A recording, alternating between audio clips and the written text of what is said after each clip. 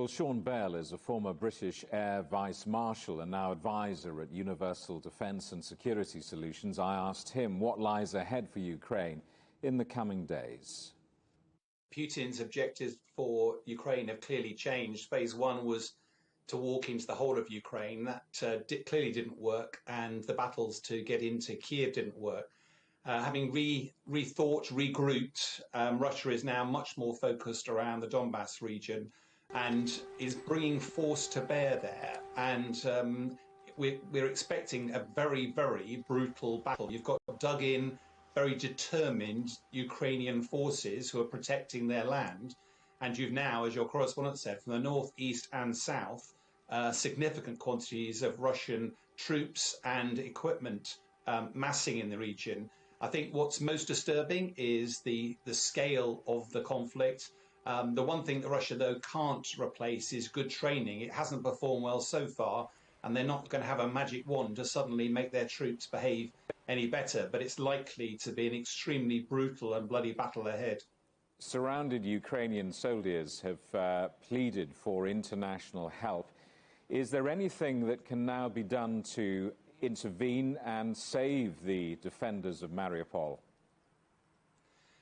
I think the story of Mariupol, there'll be books written about this in the future. The short answer to your question is no, but the brave Ukrainian fighters, they've now become a symbol of Ukrainian resistance to the Russian invasion. And whatever happens to them, I think that will harden the Ukrainians' resolve to fight. I think even if Putin does claim Mariupol eventually, it'll be a Pyrrhic victory because he will have destroyed the city.